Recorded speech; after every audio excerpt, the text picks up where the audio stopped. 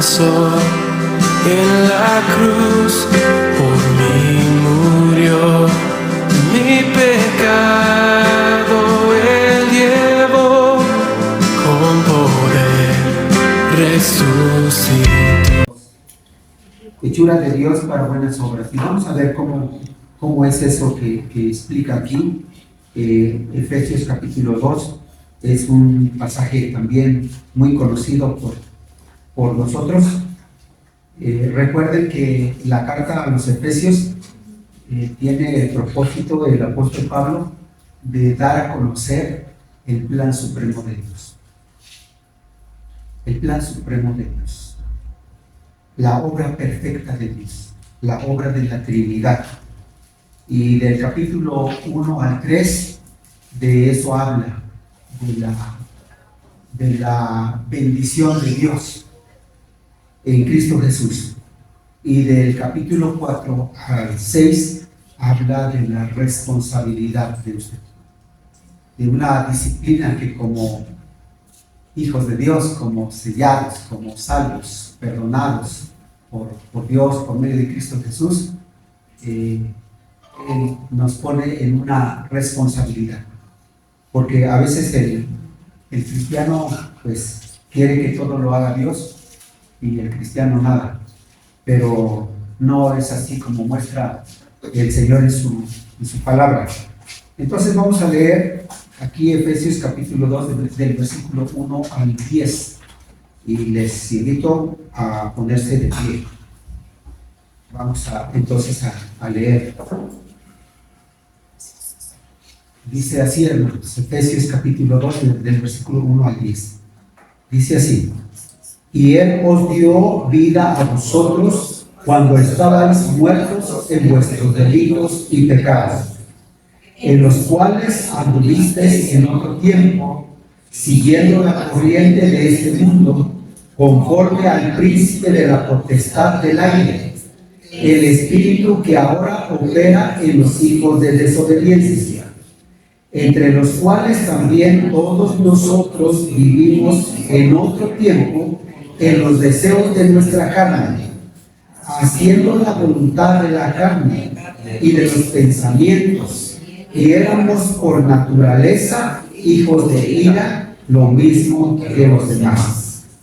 Pero Dios, que es rico en misericordia, por su gran amor con que nos amó, aun estando nosotros muertos en pecados, nos dio vida juntamente con Cristo. Por gracia sois salvos. Y juntamente con Él nos resucitó y asimismo nos hizo sentar en los lugares celestiales con Cristo, para mostrar en los siglos venideros las abundantes riquezas de su gracia en su bondad para con nosotros en Cristo Jesús. Porque por gracia sois salvos por medio de la fe, y esto no de vosotros, pues es don de Dios, no por obras, para que nadie se gloríe, porque somos hechura suya, creados en Cristo Jesús para buenas obras, las cuales Dios preparó de antemano para que anduviésemos en ellas. Oramos. Dios y Padre nuestro, te damos gracias en esta mañana por darnos la bendición de meditar tu palabra. Te ruego que nos bendigas en este tiempo, que tu Espíritu Santo nos guíe a un entendimiento, a una comprensión, de modo que haya gratitud de nuestra parte hacia ti por tu obra en nosotros, tu obra de salvación. Bendícenos en este tiempo. Te lo ruego en el nombre de Jesucristo, nuestro Salvador. Amén. Pueden sentarse, hermanos.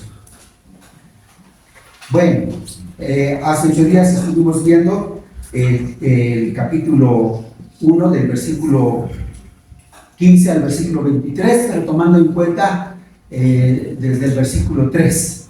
Versículo 3. Este capítulo 2, del 1 al 10, dice que esta es una de las partes centrales del Evangelio. Esto es lo que siempre debemos estar predicando, lo que usted debe conocer. lo que Cristo Jesús hizo por usted, lo que Dios planeó, organizó y ejecutó para nuestra salvación. Y lo planea de una manera muy rigurosa, muy detallada, de tal modo que usted lo puede entender.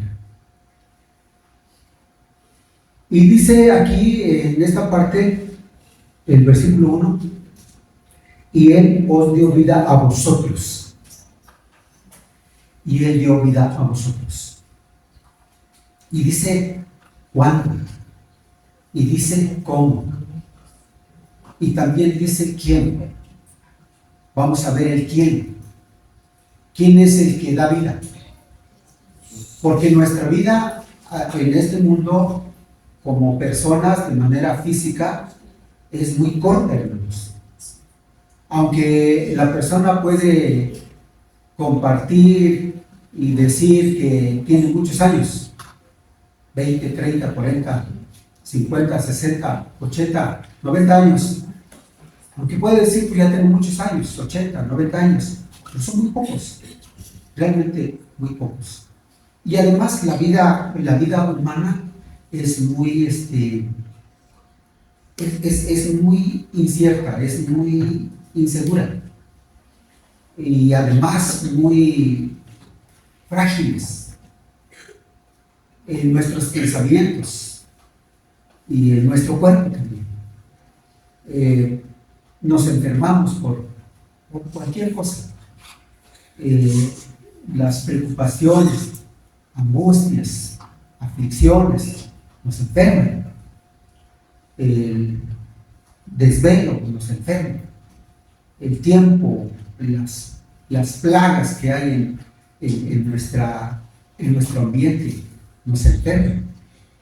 Entonces el hombre en su vida, aunque viva muchos años, es frágil.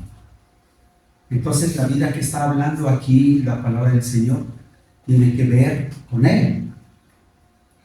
Y dice aquí, Él nos dio vida. ¿Quién nos dio vida?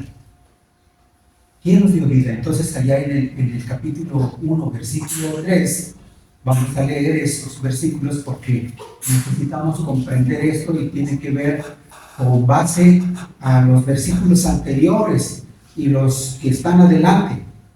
Los versículos que están antes de este versículo que les he mencionado y los que están después nos explican muy bien acerca de la obra de Dios.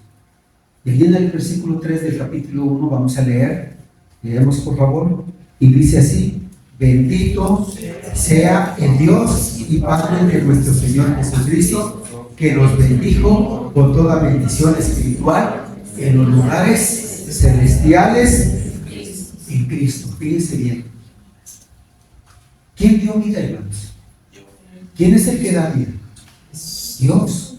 Y la vida, fíjense bien que la vida que tiene propósito, que permanece para siempre, que es eterno, es la vida que da Dios. Y Jesús lo explica de esta manera a los judíos cuando allí en San Juan capítulo 6 dice que le buscaban porque en el día anterior el Señor les había alimentado solamente con unos cuantos panes y unos cuantos peces. Alimentó aproximadamente a unas 20,000 personas. Ahí se cuentan solamente 5,000 hombres, pero están las mujeres, están los jóvenes, están los niños, y las mujeres y los niños no se contan. Si multiplicamos eso, nos da una cantidad probable de 20,000 personas. Alimentó Jesús. De tal modo que la gente quedó muy impresionada, muy impactada, y vieron a Jesús, pues ahora, como una persona que podía darles de comer y que nunca iba a faltar. Entonces Jesús les recomienda diciendo, por la búsqueda afanosa que ellos habían hecho, porque lo buscaron y no estaban, entonces se embarcaron y lo encontraron al otro lado del mar, y no sé, creo que al siguiente día, y se esforzaron realmente, porque pasaron una noche en vela, y cuando lo encontraron le preguntan: ¿cuándo llegaste acá? Y Jesús les dice: ustedes me buscan, pero por la comida que les di, no por el milagro que hice, no para reconocer que Él era el soberano Señor, el Salvador, sino por la comida que recibieron. Y Jesús los exhorta diciendo: preocúpense por la vida, que a vida eterna permanece. Y más adelante el Señor Jesús les dice: Moisés dio el pan del cielo, el maná, que sustentó por 40 años a esa generación en el desierto. Es Israel en el desierto. Pero dice: Dios da el verdadero pan, y yo soy el verdadero pan. Entonces el alimento que da sentido a la vida, el pan que da permanencia en la vida del hombre, lo que el apóstol Pablo menciona aquí diciendo: y Él os dio vida. Se está refiriendo el apóstol Pablo, el Espíritu Santo aquí que lo está usando, se está refiriendo de una manera clara a Jesucristo, el verdadero pan. Porque el pan que sustenta el cuerpo, que son las verduras, que es el pan, la tortilla y los animales, mariscos y todo lo que usted puede comer, verduras, eso le sustenta el cuerpo. Pero almuerza y después ya quiere comer, y después de comer ya quiere cenar, y aparte de los bocados que da usted de tiempo en tiempo. Ese es el alimento, alimenta el cuerpo. Pero el alimento que está hablando aquí el apóstol es Cristo Jesús en su corazón. Y ese pan o esa vida que es Cristo en usted, eso le da estabilidad. Lo que usted no puede ver, lo que muchas veces usted no puede sentir. Estabilidad moral. Dios en su propósito está en levantar los valores morales y los valores espirituales. Los valores morales es el respeto, el amor a usted mismo, al prójimo, a la familia, la confianza, la gratitud, que muchas veces cuando la persona que no tiene al Señor perdió estas cosas. Los valores morales se pierden en casa, en el hogar.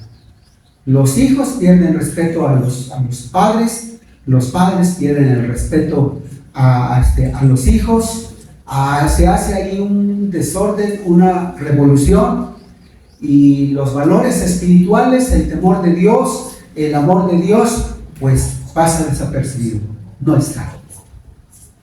Pero cuando dice aquí que Dios nos bendijo desde los lugares celestiales en Cristo Jesús, Él está hablando que Dios en su plan, en su propósito, fue mandarnos a Jesucristo para que uno crea, le reciba por fe en el corazón, y su vida sufra una transformación. Se transforma el corazón, se transforma la mente y se transforman las actitudes, las acciones. Eso es vida que permanece. Entonces, cuando aquí el apóstol está señalando esto, diciendo: Él os dio vida, dentro de su plan es levantar al hombre, sacarlo del lodo de la desesperación, sacarlo de ahí, de la angustia, de esa soledad, de esa vida que no tiene rumbo, que no tiene esperanza, sacarlo de ahí y darle vida eterna. Pero para esto, como dice aquí, es Dios, Cristo Jesús, el Espíritu Santo. Él da el mensaje, usted oye, lo recibe, cree y acepta. Entonces esto se realiza. Ahora, aquí, como les dije, ¿quién es el que da vida? Dios da vida por medio de Cristo Jesús. Ahora, ¿cómo lo hizo? ¿Cómo lo hizo? Y aquí está en este versículo, dice aquí, el cuándo, dice, lee versículo 1. Cuando estabais, ¿qué dice? Muertos. Cuando estabais muertos en vuestros delitos y pecados. Muertos. La palabra muerte quiere decir separación. Romanos 6:23 dice que la paga del pecado es muerte.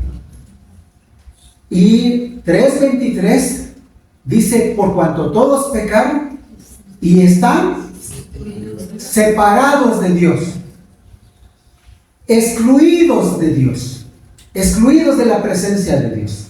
Dice, destituidos de esa esperanza, de esa relación con Dios.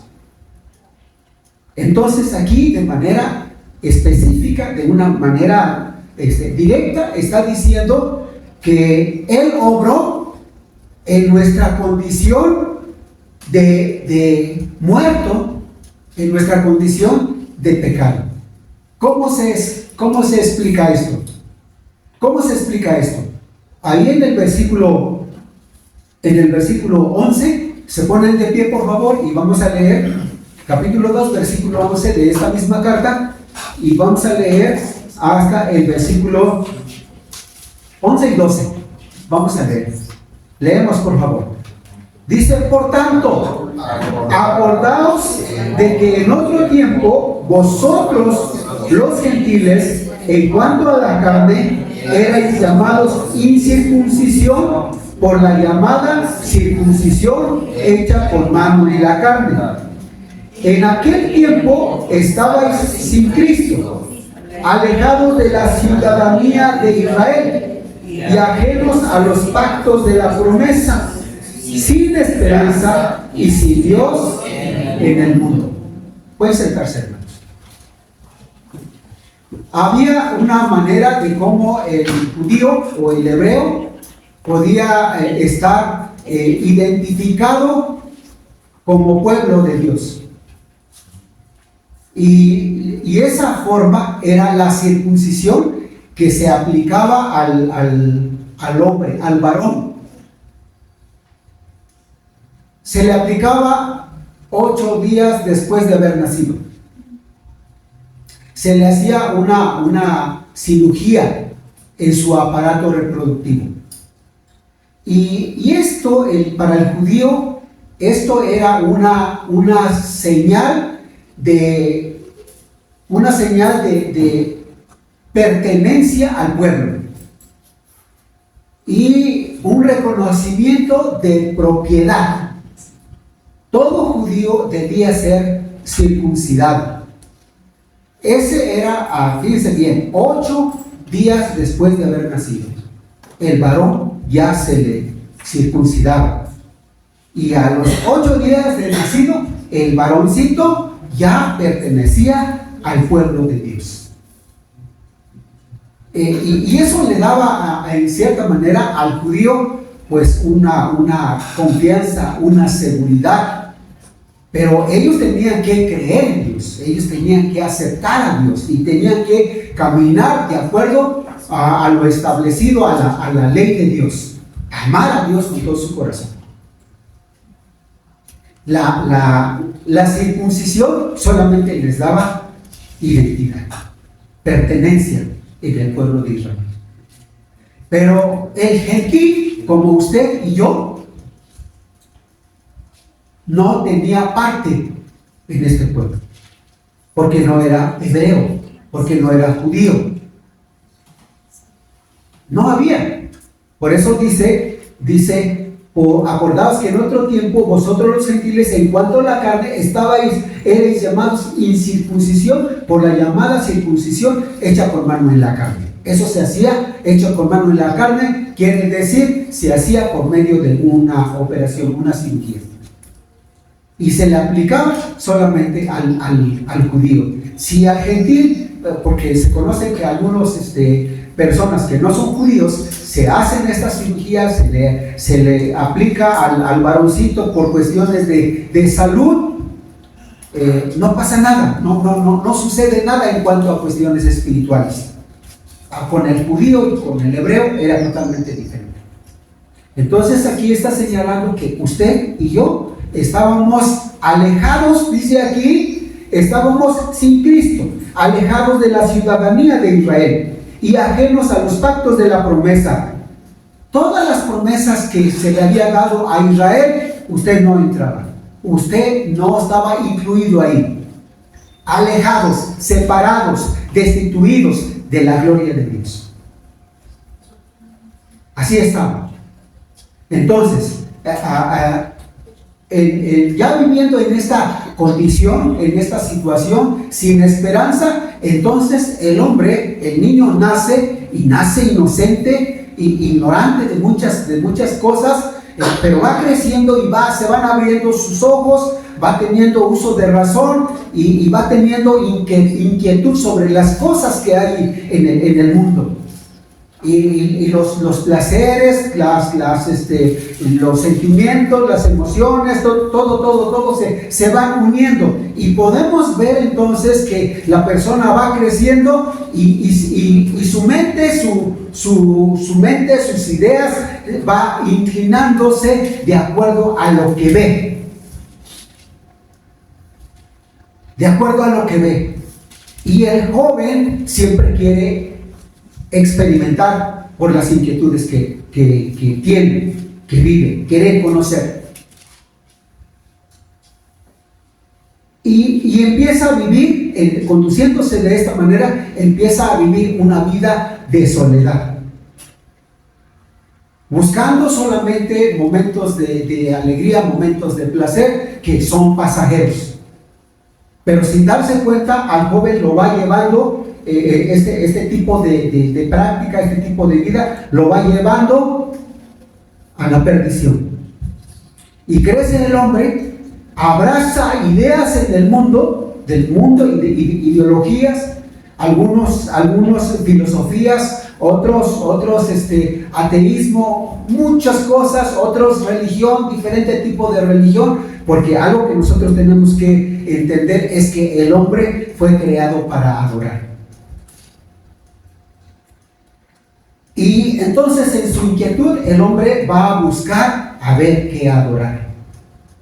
Y ahí podemos ver a personas adorando montes, adorando árboles, adorando pozos, adorando un sinfín de cosas. Pero entonces aquí esta situación lleva al hombre a una vida vacía, sin rumbo, sin propósito. Y ahí podemos ver al hombre. Sin embargo, aquí el capítulo 2, versículo, dice el versículo 1, por esta situación, dice, estábamos muertos, espiritualmente muertos, por causa de los delitos, por causa de los pecados. Porque el problema del hombre es el pecado. Y el remedio para ese problema es Cristo. Y añade el apóstol en el versículo 2 y 3. Vamos a leer, por favor. Dice, el versículo 2 y 3 dice: en los cuales anduvisteis en otro tiempo, siguiendo la corriente de este mundo, conforme al príncipe de la potestad del aire, el espíritu que ahora opera en los hijos de desobediencia, entre los cuales también todos nosotros vivimos en otro tiempo, en los deseos de nuestra carne, haciendo la voluntad de la carne y de los pensamientos, y éramos por naturaleza hijos de ¿qué? Hijos de ira, lo mismo que los demás. Ahora, fíjense bien aquí el versículo 2, cómo viene diciendo, en los cuales anduvisteis en otro tiempo siguiendo la corriente de este mundo. Miren, cuando una persona no tiene el conocimiento de la palabra de Dios y no tiene a Cristo en su corazón, lo que va a hacer esta persona es seguir la corriente del mundo. Sigue la corriente del mundo, la idea del mundo, las modas, los placeres, los gustos, unido a la inquietud del hombre. Fíjense bien a dónde lleva: a desperdiciar su vida, a malgastar su dinero, a destruir su persona, porque no tiene rumbo, no tiene esperanza, no tiene quien le controle. Y dice, conforme al príncipe de la potestad del aire. ¿Quién es el príncipe de la potestad del aire? El diablo. El diablo. Por eso en esta carta va a mencionar 2 veces. No deis lugar al diablo. No deis lugar al diablo. Toma toda la armadura de Dios para que puedas estar firme contra las acechanzas del diablo. Porque el diablo se encarga de llenar en la cabeza del hombre un sinfín de cosas de este mundo, con tal de que se pierda. El diablo va a ser echado en el infierno, al lago de fuego, pero se rebeló contra Dios, y aunque él sabe que está perdido, pero no quiere irse solo, quiere llevárselo a usted. Y por eso le llena y le mete y se aprovecha de la debilidad del hombre, de sus pensamientos, de su debilidad de carácter, de toda esa situación. Se aprovecha. ¿Estamos, hermanos? Entonces el hombre que no tiene a Cristo va a seguir la corriente del mundo. Dice aquí, y dice conforme a la potestad del aire. El espíritu que dice opera. ¿En dónde, hermanos? ¿Dónde opera el enemigo? ¿Dónde está operando? Hay 2 cosas que tenemos que ver. Hay 2 cosas que tenemos que ver aquí. La primera, hermanos, dice al cristiano. Hay una enseñanza, hay una idea de que el enemigo no se ocupa de aquellos, de los que están en el mundo, de los que están en la cantina. Se ocupa de los cristianos. ¿Qué hace con los cristianos? Les estorba. ¿Para qué? Para que no sigan consagrados al Señor, para que no sirvan, inclusive para que el cristiano pueda pensar, no, es que yo no soy útil delante del Señor. Pero eso es una mentira. A usted le va a estorbar porque quiere nuevamente echarlo al mundo. Y por esa razón aquí la insistencia de la firmeza, de la garantía que usted ha sido sellado por el Espíritu Santo. Y el Espíritu Santo es la garantía, es su sostenimiento.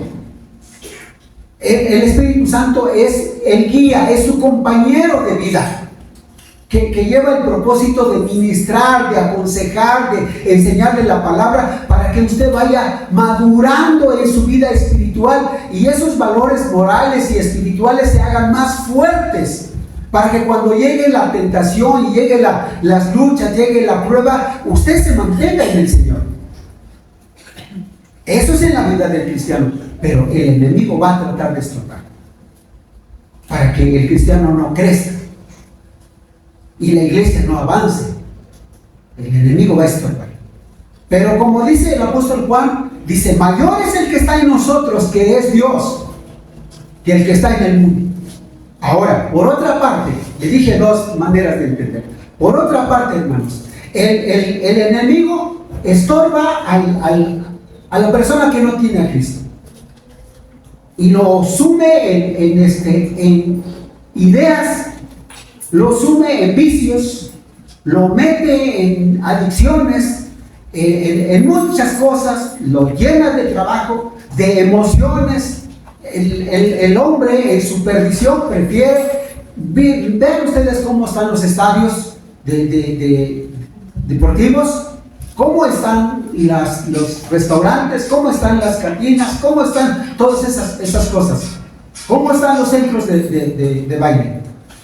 El enemigo opera, el enemigo trabaja y le estorba a aquel para que no escuche la palabra. Y si la escucha, busca la manera de cómo confundirlo.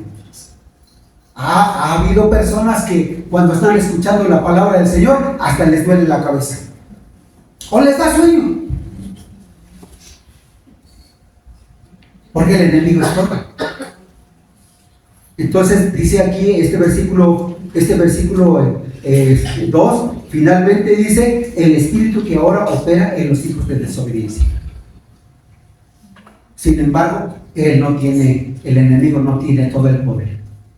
El poder supremo, soberano y grandioso lo tiene la Trinidad, el Padre, el Espíritu Santo y Jesucristo. Por eso al inicio dice, Él nos bendijo con toda bendición espiritual desde los lugares celestiales. Lo hizo por medio de Cristo y nos escogió y nos adoptó y nos perdonó y nos salvó. Con su gracia, con su amor, con su afecto, un grande amor. Sigue diciendo aquí el versículo 3, dice, entre los cuales también vosotros, dice, todos nosotros vivimos en otro tiempo en los deseos de nuestra carne, haciendo la voluntad de la carne y de los pensamientos, y éramos por naturaleza hijos de ira, lo mismo que los demás. Y si ustedes recuerdan, aquí en Tito, voy a leer aquí en el capítulo 3 de la carta a Tito, que dice así, hermanos, señalando el apóstol Pablo a Tito, diciéndole que les habla así: recuérdales que se sujeten a los gobernantes. Es decir, Pablo está hablando a Tito para que hable a la iglesia, y allí en el versículo 3 del capítulo 3 de Tito dice así, hermanos, dice, porque nosotros también éramos en otro tiempo insensatos, necios en otras palabras, rebeldes realmente, de tal modo que algunos dicen, ¿por qué te metes en mi vida? ¿Por qué? Porque yo no te estoy pidiendo nada. Pero ahí está la insistencia del Señor, la insistencia del Espíritu Santo, que Él nos enseña cómo hablarle a la persona de tal modo que le podamos convencer de su pecado. El Espíritu Santo obra. Si ustedes lo tienen, vamos a leer Tito capítulo 3, versículo 3, dice: porque nosotros también éramos en otro tiempo insensatos, rebeldes, extraviados, esclavos de placeres, esclavos de pecados y esclavos de deleites diversos,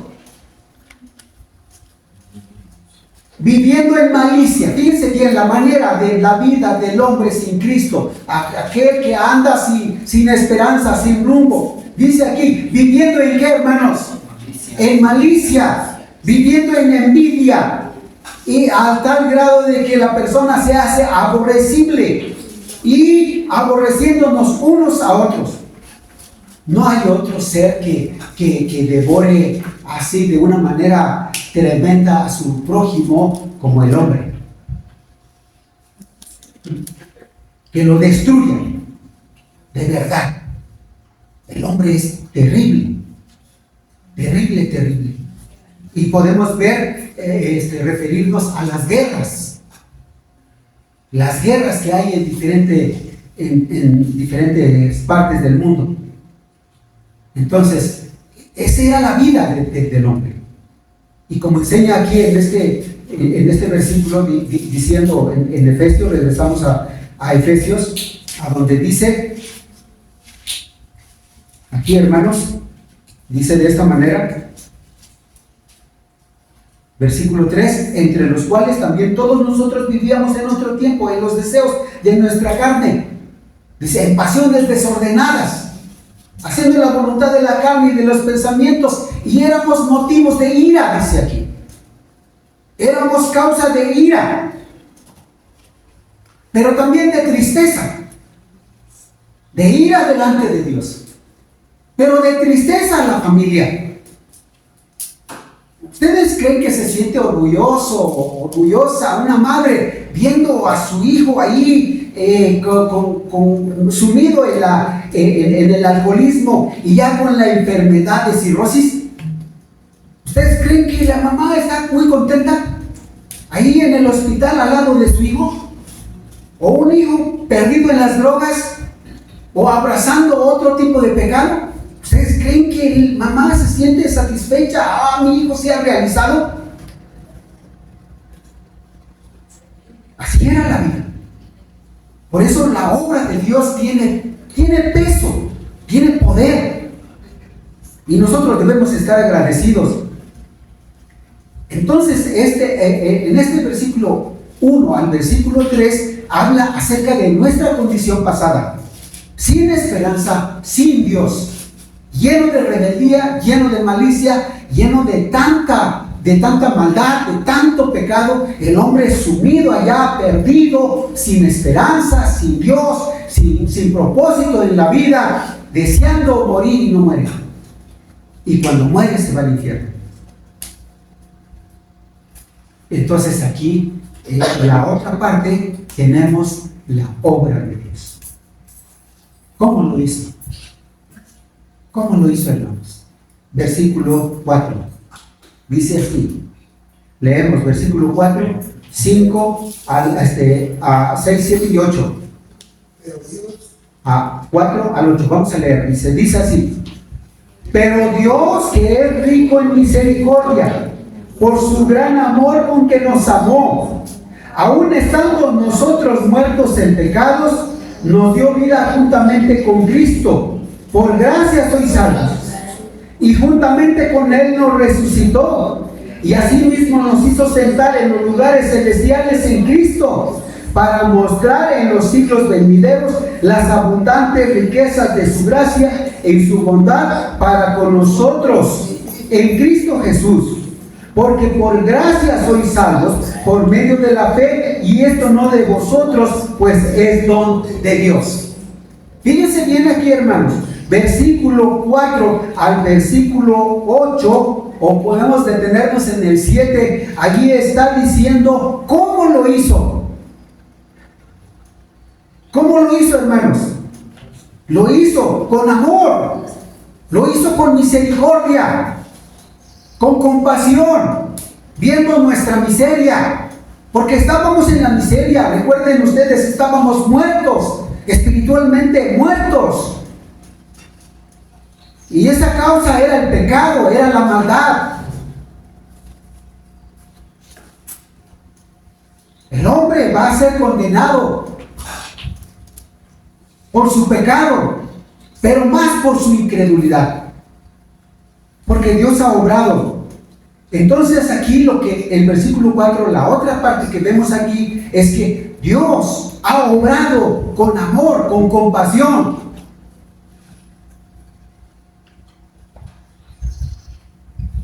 Cuando Jesús está ya en las últimas semanas antes de ser crucificado, sube al monte y después de obrar con poder, en sanar a todo tipo de enfermos y mostrar su poder a la sociedad judía y los asirios y toda la gente que llegaba ahí a Jerusalén, que vieron ellos cómo tenía poder sobre los vientos, sobre los mares, sobre las tempestades y sobre los demonios, y curando a los enfermos.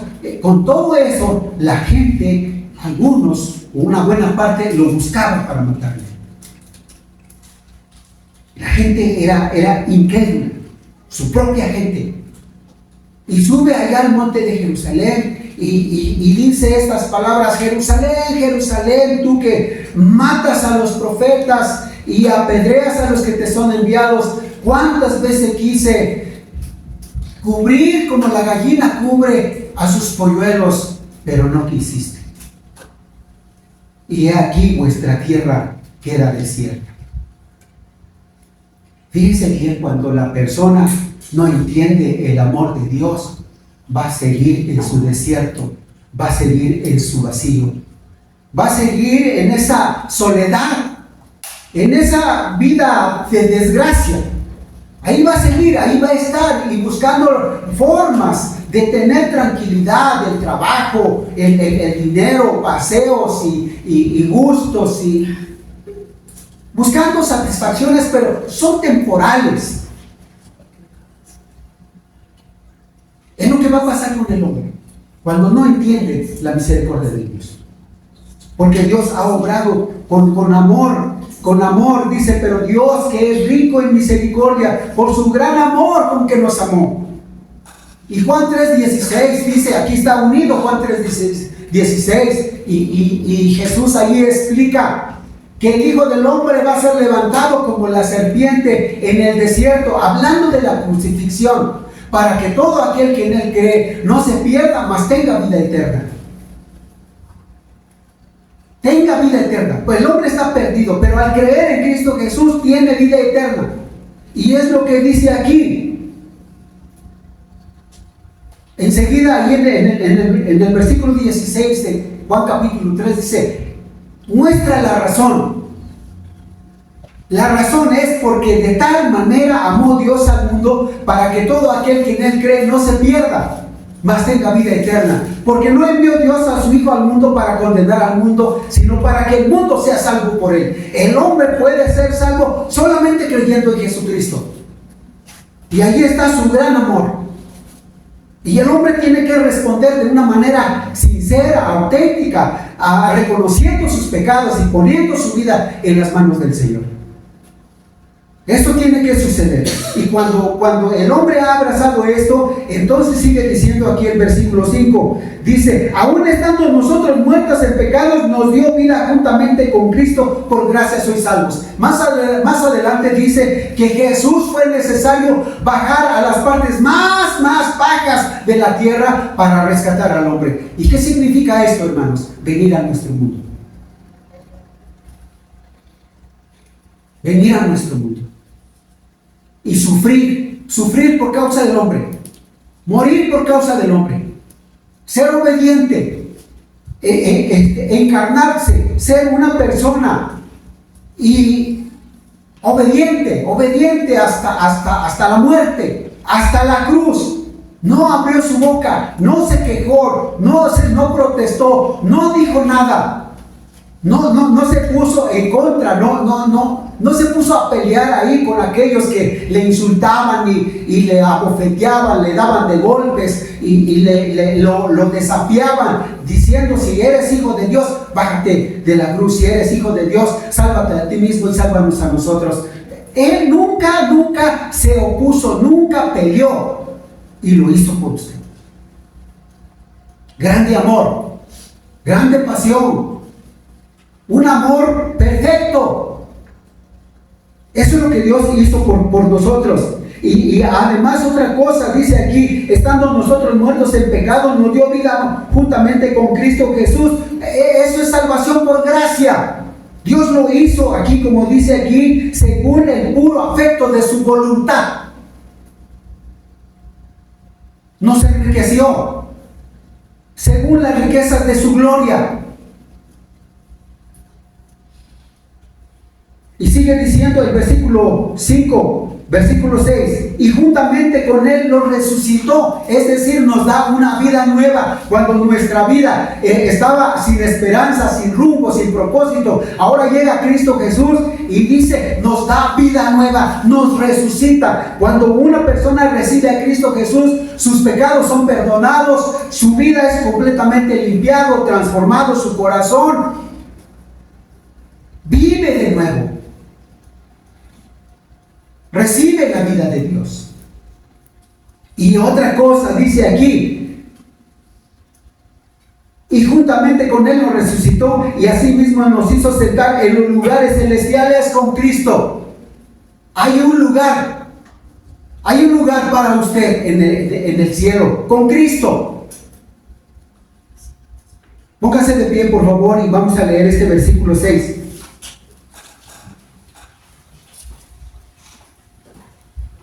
Dice así, y juntamente con Él nos resucitó y asimismo nos hizo sentar en los lugares celestiales con Cristo Jesús. Dos cosas ahí, mis hermanos, dos cosas. Nos resucitó, nos hizo sentar en los lugares celestiales. Pueden sentarse, mis hermanos. Jesús habla de esta manera: bienaventurados los de limpio corazón, porque ellos verán a Dios.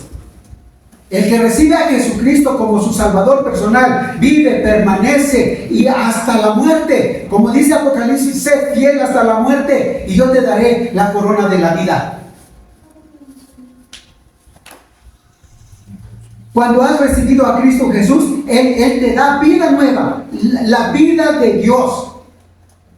Y lo que se enseñaba en la escuela dominical acerca de la justificación o acerca de la justicia de Dios. La justicia de Dios tiene que ver en que llega en la vida del hombre por medio de Cristo Jesús para limpiar, para perdonar sus pecados y decirle a aquel hombre que tiene esperanza, que tiene parte con Él en el reino de los cielos, a donde Él está.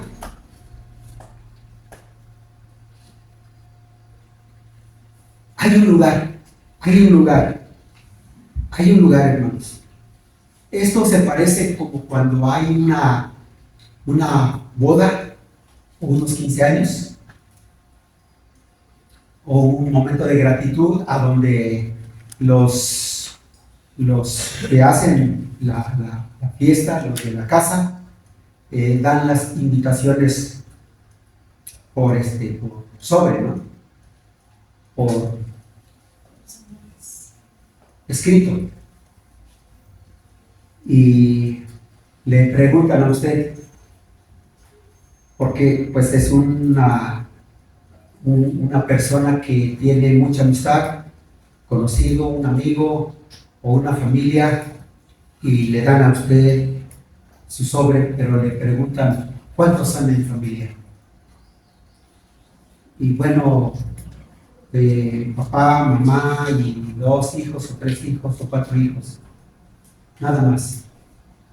Y no entra la abuela, y no entra la suegra, y no entra la vecina.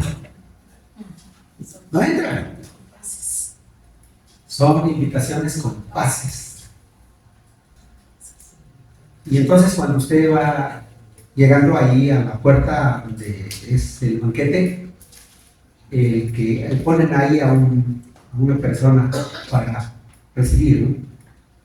Y le piden su pase, a ver su pase. Y entonces usted saca de una manera, pues va bien vestido, ¿no?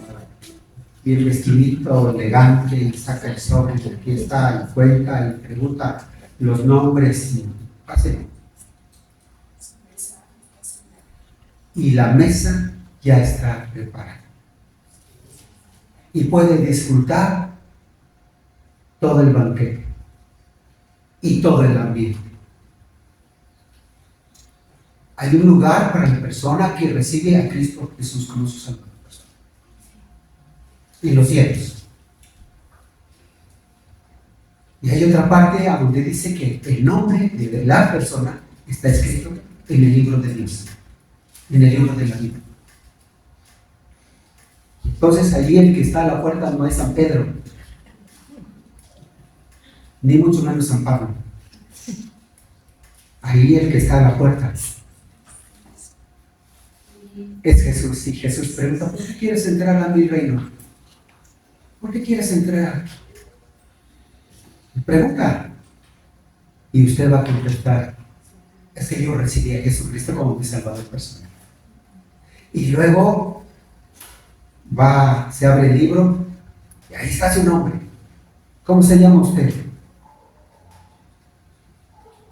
Por decir Marcos Galicia. Se abre el libro. Aquí está Marcos Galicia. Y además está el sello del Espíritu Santo. La garantía de que en todo tiempo aquel Marcos Galicia fue ministrado, fue dirigido y anduvo en los caminos del Señor. Y dice el Señor Jesús: buen siervo, fiel siervo, entra en el gozo de tu Señor. Recibiste a Cristo, caminaste con Cristo. Te espera la gloria del Señor. ¿Se entiende, hermanos? ¿Sí se entiende? Ese es el amor de Dios. Ese es el amor de Dios. Pero así como dice el Salmo 1, no así los malos que son como el tambo que arrebata el viento. Los malos son como el tambo. Se recoge la semilla y el polvo que se lo lleva el viento. No se levantarán los malos en la congregación de los justos. No. Por eso se muestra el amor de Dios. Grande amor de Dios.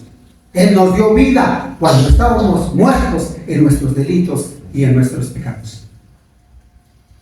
Y añade diciendo aquí el versículo 7, dice, para mostrar en los siglos venideros las abundantes riquezas de su gracia en bondad para con nosotros en Cristo Jesús. Es decir, que la bondad de Dios, el amor de Dios sigue de generación en generación, y mientras no se acaba este mundo, mientras Cristo no viene, la gracia sigue adelante. El amor de Dios es abundante. Y usted no se lo debe perder. ¿Estamos, hermanos? Por eso dice, por gracia son salvos.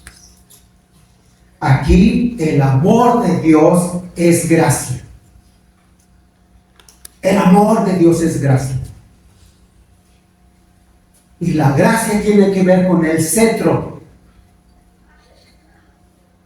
de aquel hombre que no es digno de tomar el cetro por su maldad, por su pecado.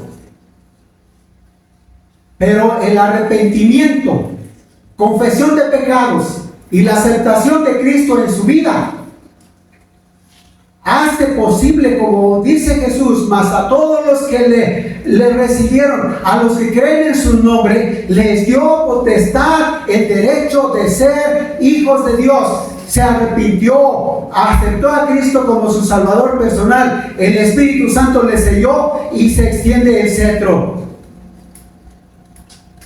Por gracia. No importa sus pecados, no importa su maldad, no importa, como dice aquí el versículo 3, no importa, dice que haya seguido los deseos de su carne, no importa que haya hecho la voluntad de la carne o los pensamientos y que era causa de ira, no importa. Se arrepintió, entendió el amor de Dios, confesó sus pecados y aceptó a Cristo como su Salvador personal. Se le extiende el cetro. Dice Jesús, todo el que a mí viene con ese propósito de ser perdonado, no le echo fuera. Por gracia sois salvos. Lo que nos salva es la gracia de Dios, su grande amor, Cristo Jesús. Esa es la obra preciosa de Dios. Esta es la segunda parte. Y vamos por la tercera y última parte. Pero pónganse de pie, hermanos, porque yo creo que hacen falta los ventiladores. Yo creo. Por lo menos. Versículo 9. Fíjense bien. Versículo 9. 9 y 10. Dice así: no por obras, para que nadie se gloríe, porque somos hechura suya, creados en Cristo Jesús para buenas obras, las cuales Dios preparó de antemano para que anduvieseis en ellas. Pueden sentarse, mis hermanos. Fíjense bien, aquí hay una confrontación en la vida del hombre, porque el hombre es tremendo y se opone ante Dios y desafía a Dios, reta a Dios. El hombre dice a Dios: ¿sabes qué? Estás en deuda conmigo. porque yo hice este bien a esta comunidad, a esta persona que no tenía que comer, le di una ayuda de dinero y le di una despensa, estás en deuda conmigo. Creo que me debes la salvación. Así dice el hombre. Porque lamentablemente hay una religión o varias religiones que enseñan que el hombre es salvo por sus obras. Pero no, aquí dice que no. Ya vimos que es Dios el que nos ha bendecido desde los lugares celestiales en Cristo Jesús. Entonces aquí, no por obras para que nadie se gloríe. Ahora, cuando el apóstol está señalando aquí las obras, es porque el judío llevaba la idea de guardar los mandamientos, de dar sus diezmos, de dar sus ofrendas, de ser caritativo, de portarse bien, de ser una persona honrada, una persona respetuosa, amable. Sí los hay, sí los hay. Sí, hay personas caricativas. Y entonces el judío, así esa era su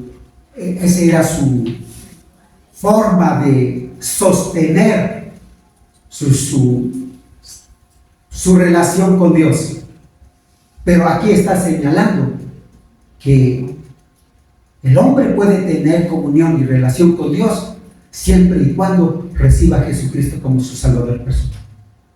Entonces, las obras no ayudan para la salvación. No por obras, para que nadie se llene de orgullo. No por obras. No son las obras. Así sean muy buenas. Y esto es semejante como cuando usted prepara un guisado de unos huevos a la mexicana.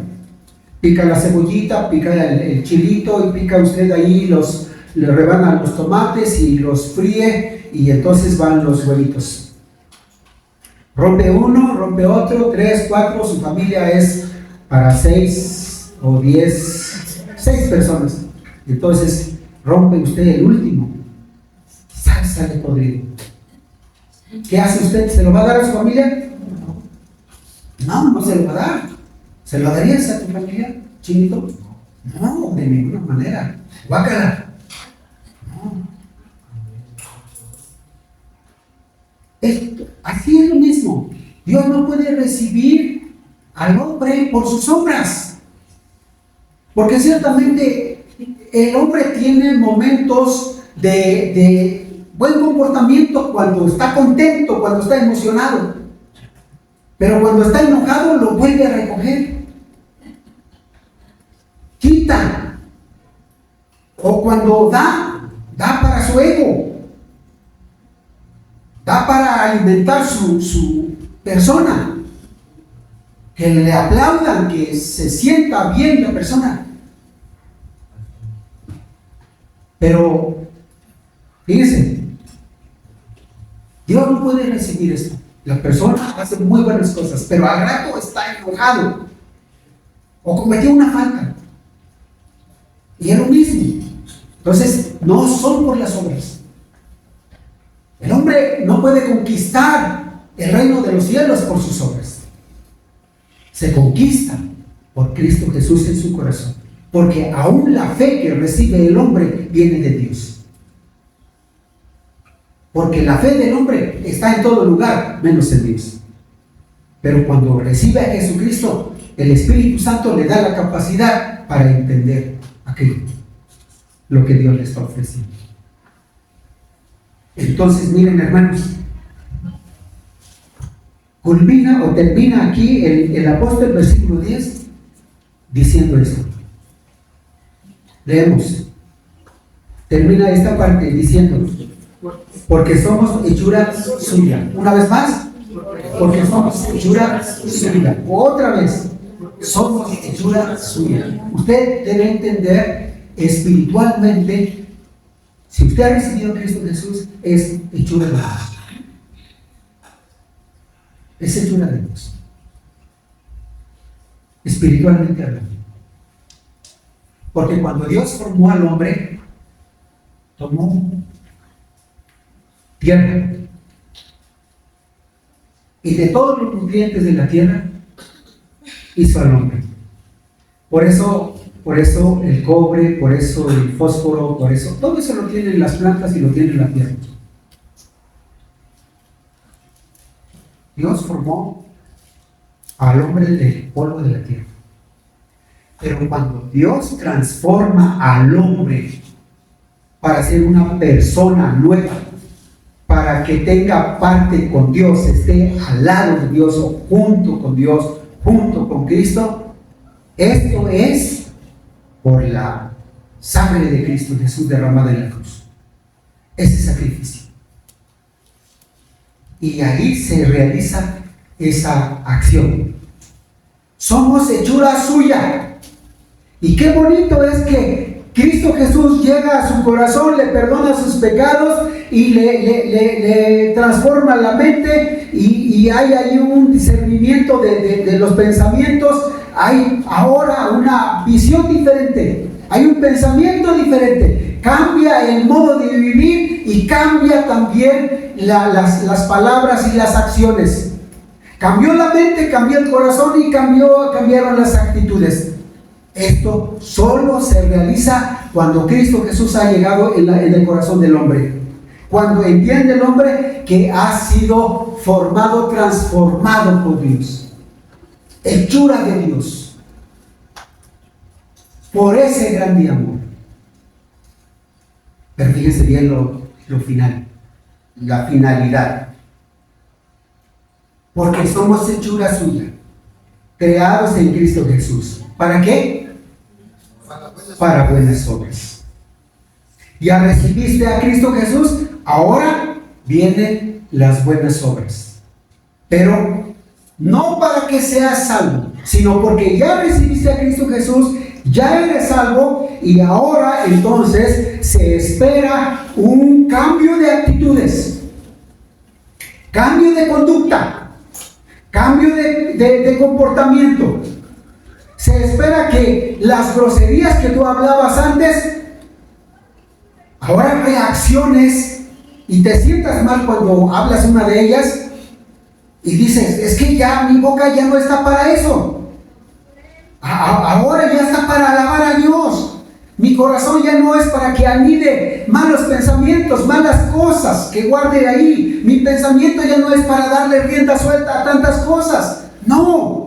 Ahora debe haber cambio de actitudes.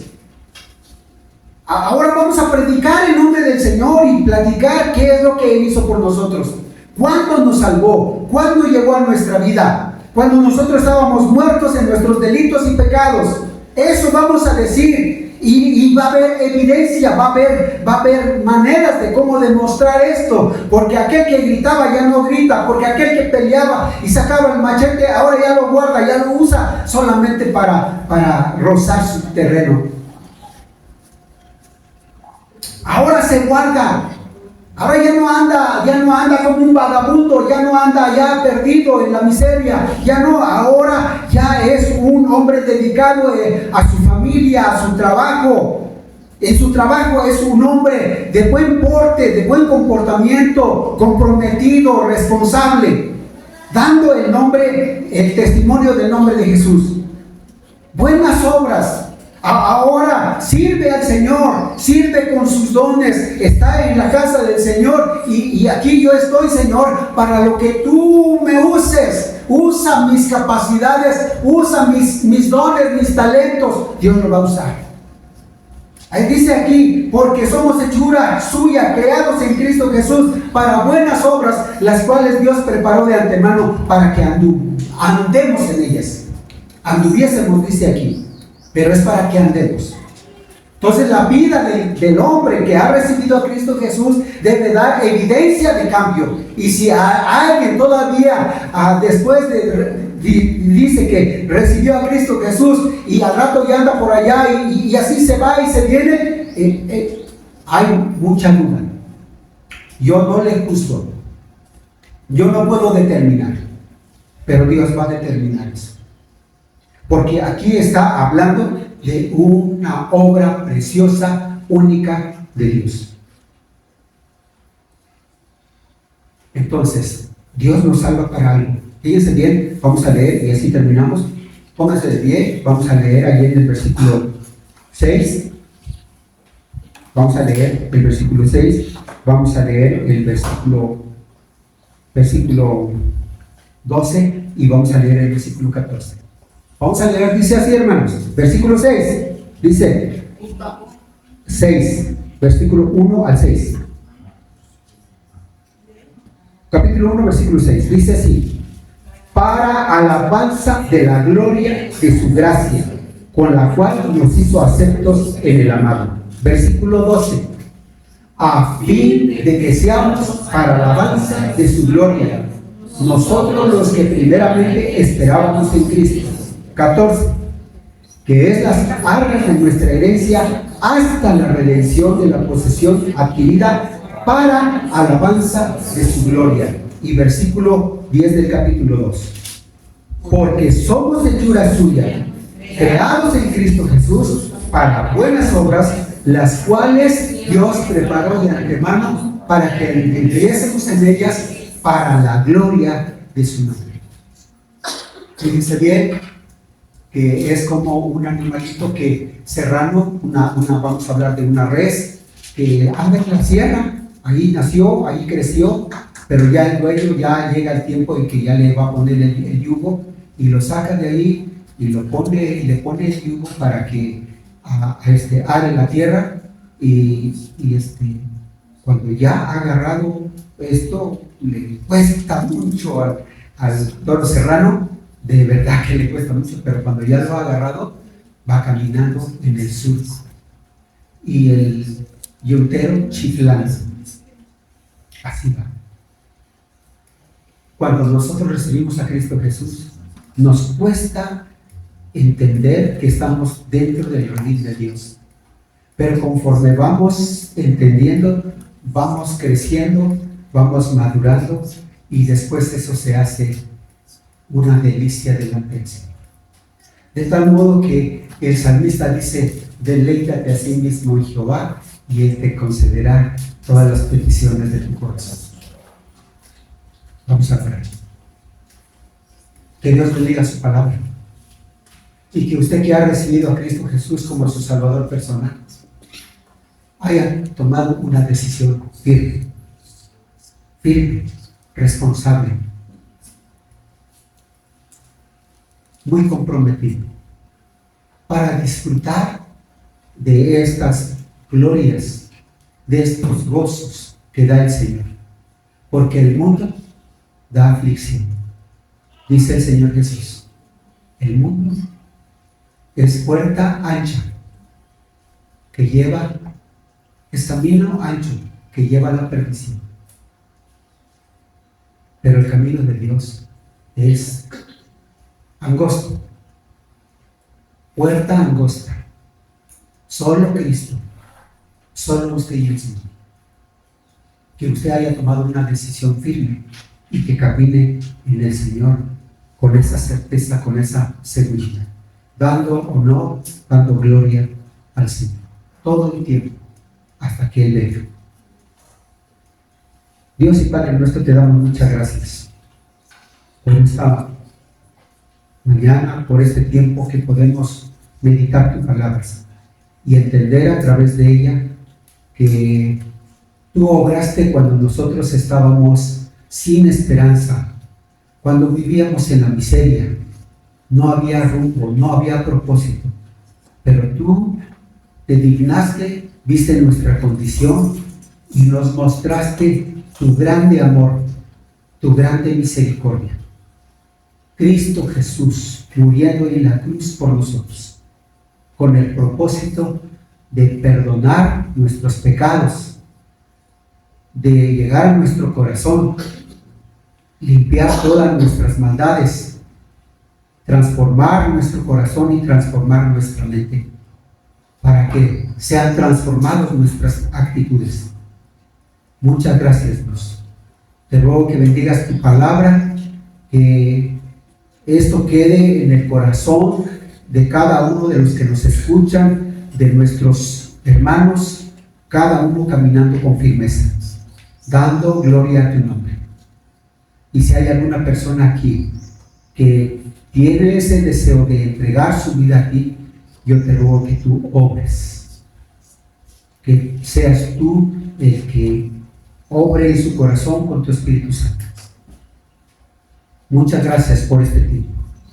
En el nombre de Jesús. Amén. Pueden sentarse.